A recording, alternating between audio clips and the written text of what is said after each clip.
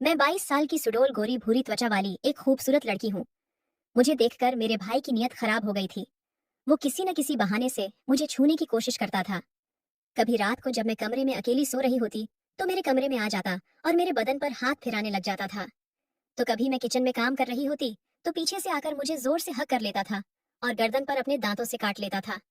वैसे मेरा भाई शादीशुदा था और उसकी शादी को काफी दिन हो चुके थे, लेकिन शायद अब उसका दिल उसकी बीवी से ऊब चुका था, इसलिए वह मेरे पीछे हाथ धोकर पड़ा था। मैं भी उसके इरादों को अच्छी तरह से भांप गई थी। एक दिन घर पर कोई नहीं था। भाभी बाहर गई हुई थी। भैया ऑफिस से जल्दी घर आ गए और अपने कमरे में चले गए। फिर उन्होंने मुझे पानी का गिलास लेकर अपने कमरे में बुलाया।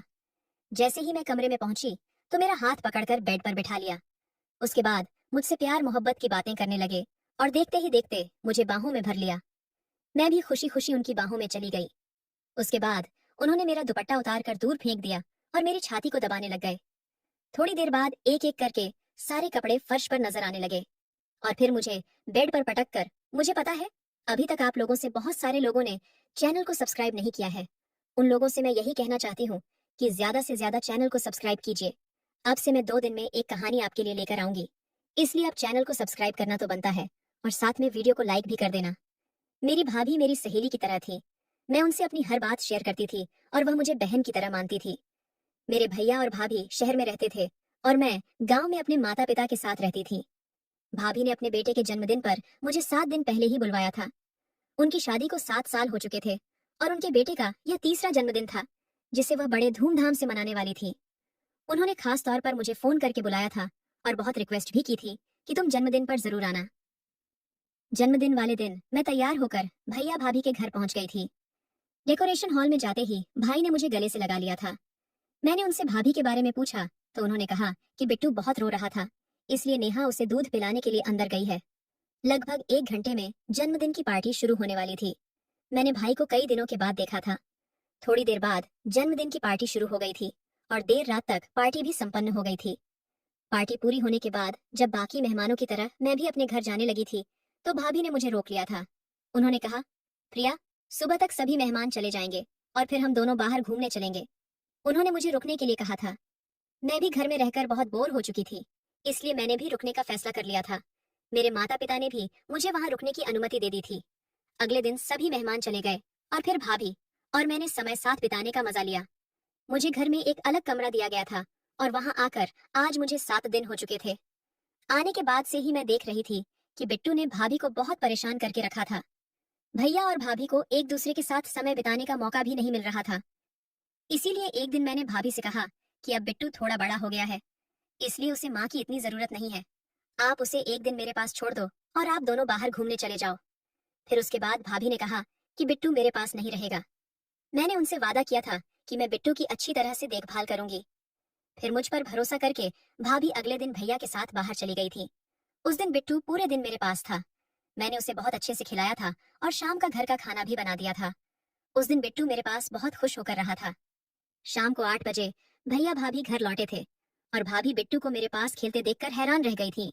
उसके बाद फिर भाभी ने कहा, प्रिया, तुमने तो एक ही दिन में बिट्टू पर जादू कर दिया। बिट्टू अपने माता पिता के पास भी इतने शांत से नहीं रहता जितना प्यार और खुशी से तुम्हारे पास रहता है। बिट्टू वास्तव में मेरे साथ बहुत खुश था। रात को सोते समय भी बिट्टू जिद करने लगा था कि वह मेरे पास ही सोएगा।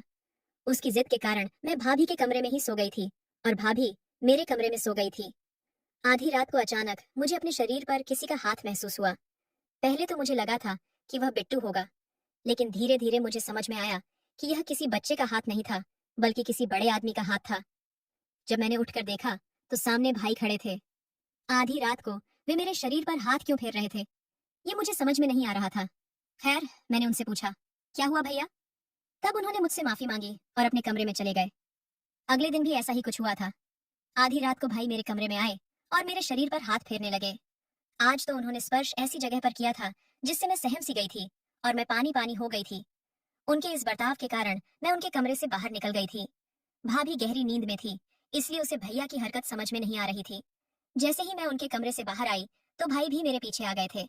मैंने उनसे कुछ कहने की कोशिश की, तभी उन्होंने कहा, सॉरी प्रिया, मैंने तुम्हें नेहा समझ लिया था।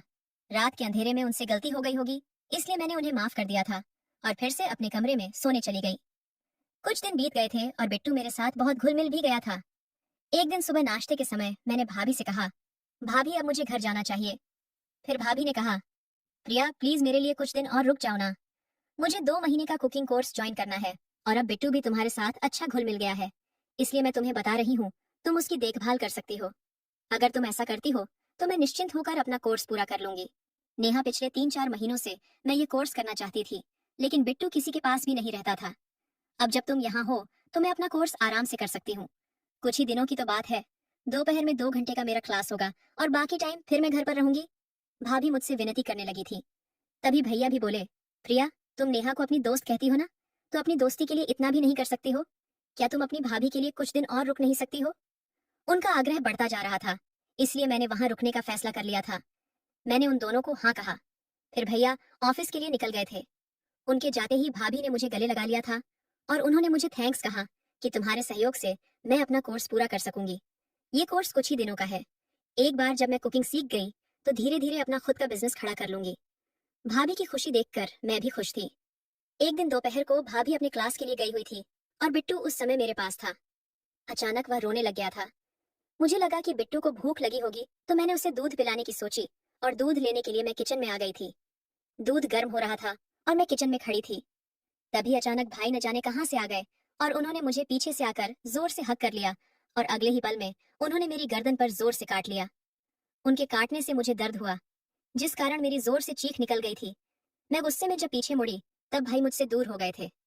मुझे देखते ही वह बोले, प्रिया मुझे लगा कि तुम नेहा हो, तुमने नेहा के कपड़े पहने हैं, इसलिए मुझसे गलतफहमी हो गई थी। फिर मैंने कहा, कोई बात नहीं है, और मैं बिट्टू की दूध की बोतल लेकर कमरे में चली गई। कुछ देर बाद भैया मेरी गर्दन पर लगाने के लिए बर्फ लेकर अपने कमरे में आए। उन्होंने कहा, प्रिया मेरी वजह से तुम्हें चोट लगी है, मुझे अच्छा नहीं लग रहा है, मेरी गलती की सजा मुझे मिलनी चाहिए। ऐसा कहते हुए वे अपने हाथ से मेरी गर्दन पर बर्फ मलने लगे। उनकी नजरें मुझे कुछ ठीक नहीं लग रही थी। तब मैंने कहा, भाई आपकी मदद के लिए धन्यवाद, अब मुझे अच्छा लग रहा है, अब रहने दो। फिर मैं दोबारा बोली, भाई आप अभी कुछ घंटे पहले ही तो ऑफिस गए थे, आज इतनी जल्दी घर कैसे आ गए? इस पर उन्होंने कहा कि आज ऑफिस में ज्यादा काम नहीं था, इसलिए जल्दी घर आ गया। उनकी बातों पर सहमति जताकर मैं उनके कमरे से बाहर निकल आई थी और बिट्टू को दूध पिलाकर सुला दिया था। कुछ देर बाद भाभी भी घर आ गई थी और शाम को चाय पीते समय हम सब साथ में बैठे हुए थे। तब भैया ने कहा कि रात को हम डिनर के लिए बाहर चलेंगे। इस पर भाभी ने मना करते हुए कहा, रात को 6 बजे से मेरी कुकिंग की ऑनलाइन क्लास है। अमित, मैंने तुम्हें पहले ही बता दिया था। भाभी ने पहले ही अपने ऑनलाइन क्लास के बारे में भैया को बता दिया था। फिर भी भैया डिनर की बात कर रहे थे। इस पर भैया ने कहा, नेहा तुम सिर्फ अपने बारे में मत सोचो, अगर तुम डिनर पर नहीं जा सकती हो तो मैं प्रिया को बाहर ले जाता हूँ। वह पिछले कुछ दिनों से हमारे लिए कितना कुछ कर रही है, ये आने के बाद से घर में ही है। प्रिया को भी कभी बाहर जाना चाहिए। भैया ने अपनी मीठी बातों में भाभी को इस कदर फंसा लिया था कि भाभी को उनकी हर बात सही लगने लगी थी। फिर भाभी ने कहा, प्रिया तुम्हारे भैया सही कह रहे हैं, तुम सच में हमारी बहुत मदद कर रही हो। तुम घर में बोर हो गई होगी, शाम को तुम अपने भाई के साथ डिनर पर जरूर चले जाना। शाम को भैया मेरे कमरे में एक 1 पीस ड्रेस लेकर आए थे। फिर उन्होंने कहा, डिनर पर जाते समय यह ड्रेस पहन लेना, ये ड्रेस नेहा ने तुम्हारे लिए भेजी है। भैया की बातों में मुझे दम लगा था। मुझे महसूस हुआ कि भाभी के नाम पर उन्होंने अपनी पसंद की ड्रेस मुझे लाकर दी है। फिर उसके बाद डिनर का समय हो गया था, इसलिए मैंने वह ड्रेस ली और तैयार हो गई। जब मैं तैयार होकर बाहर आई तो भाभी ने कहा, अरे वाह, तुम तो अपने भाई के साथ डिनर पर जाने के लिए बहुत उत्सुक लग रही हो। भाभी की बातों से लगा था कि शायद ये ड्रेस उन्होंने नहीं भेजी थी। मैं उनसे कुछ पूछने ही वाली थी कि तभी भैया बोले, नेहा तुम्हारी ऑनलाइन क्लास का समय हो गया है, अब हम भी निकलते हैं, रात को जल्दी घर आ जाएंगे। मैं भैया के साथ डिनर के लिए निकल पड़ी थी। भैया मुझे जिस होटल में ले गए थे वहां मुझे परिवार के लोग कम और जोड़े ज्यादा दिख रहे थे। वहां का माहौल भी बहुत ही रोमांटिक था, लेकिन मैं अपने प्रेमी के साथ नहीं बल्कि अपने भाई के साथ डिनर पर आई थी। फिर माहौल चाहे जैसा भी हो, मुझे क्या करना था, ये सोचकर मैं आगे बढ़ गई। भाई ने मेरे गले में हाथ डालकर होटल में प्रवेश किया था। डिनर करते समय भी वे बार बार मेरी खुली टांगों पर भी हाथ रख रहे थे। मैं जितनी बार उनसे दूर सरकती थी वे उतनी ही बार मेरे पास आ जाते थे। जल्दी से जल्दी डिनर खत्म करके हम घर आ गए थे। फिर रात को मैंने भाभी के कमरे में सोने के लिए मना कर दिया था। उस रात मुझे ऐसा लगा था कि मेरी वजह से भाभी और भैया को एक दूसरे के साथ समय बिताने का मौका ही नहीं मिल रहा है। रात को मैंने भाभी के सामने भैया से कहा, आज आप अपने कमरे में सो जाइए, मेरी वजह से आप दोनों के बीच दूरी नहीं होनी चाहिए। इस पर भैया ने कहा, हमें साथ सोने की कोई जरूरत नहीं है। इतना कहकर वे दूसरे कमरे में चले गए थे। भैया का व्यवहार और बातें यह बता रही थीं कि उन्हें अपनी पत्नी में कोई दिलचस्पी नहीं थी। भैया के जाने के बाद मैं भाभी के कमरे में गई। भाभी का चेहरा उदास दिख रहा था। मैंने उससे पूछा, भाभी, क्या तुम्हारे और भैया के बीच सब कुछ ठीक है? भैया तुम्हें पहले जैसा प्यार करते हैं या नहीं? इस पर भाभी ने कहा, हाँ, सब ठीक है। डिलीवरी के बाद से मेरी सेहत काफी बिगड़ गई है और वजन भी बढ़ गया है। तभी से तुम्हारे भैया मुझसे थोड़ा दूर सा रहने लगे हैं। लेकिन मैं जल्दी ही अपने लिए और उनके लिए भी दुबली हो जाऊंगी। फिर उन्होंने मुझसे पूछा, तुमने अभी तक शादी क्यों नहीं की है? तुम्हारी उम्र अब 22 साल की हो गई है। अब तुम्हें शादी कर लेनी चाहिए। इस पर मैंने कहा, मुझे मंगल दोष है। माता पिता कहते हैं कि मंगल दोष वाली लड़की की शादी मंगल दोष वाले लड़के से ही होनी चाहिए। मैं 22 साल की हो गई हूँ, लेकिन अभी तक मुझे मेरा परफेक्ट जीवन साथी नहीं मिला है, इसीलिए मैं अभी तक सिंगल हूँ। फिर भाभी ने कहा, तुम्हारी तरह खूबसूरत और सुडौल शरीर वाली लड़की पर किसी भी आदमी की बुरी नजर पड़ सकती है। तुम पुरुषों से थोड़ा संभल कर रहना। बातों बातों में हम सो गए थे। अगले दिन भाभी अपनी क्लास के लिए गई। उस समय बिट्टू मेरे साथ खेल रहा था और खेलते खेलते वह सो गया था और मैं भी उसके पास सो गई थी। कुछ समय बाद बिट्टू नींद में ही रोने लगा था और मुझे अपनी माँ समझने लगा था। बिट्टू रो रहा था। तभी मैंने भाभी को कॉल लगाई, लेकिन वह कुकिंग क्लास में थी, इसलिए फोन नहीं उठा रही थी। आज बिट्टू मुझे अपनी माँ समझ रहा था। उसे चुप कराने के लिए मैंने उसे दूध की बोतल दी, लेकिन वह दूध पीने को तैयार नहीं था। काफी समय गुजर गया, लेकिन उसका रोना अभी तक बंद नहीं हुआ था। आखिरकार मैंने उसे अपनी गोद में ले लिया और उसे चुप कराने की कोशिश करने लगी। मैंने उसे अपनी छाती से लगाया ताकि उसे माँ की तरह महसूस हो। भाभी को घर आने में अभी 2 घंटे बाकी थे और मुझे बिट्टू का इतने समय तक रोते हुए देखना ठीक नहीं लग रहा था। इसलिए मैंने कुछ समय के लिए बिट्टू की माँ की भूमिका निभाने का नाटक किया था। मैंने उसे अपनी छाती से लगाया और उसे चुप कराने लगी। कुछ समय बाद बिट्टू सो गया और मैं भी सो गई थी। उसके बाद फिर अचानक मेरी नींद खुली तो मैंने देखा कि भैया मेरे सामने खड़े थे। वे कमरे में कब आए और मुझे कब से देख रहे थे, मुझे नहीं पता था। भैया की नजर मुझे ठीक नहीं लग रही थी। बिट्टू को शांत करने के लिए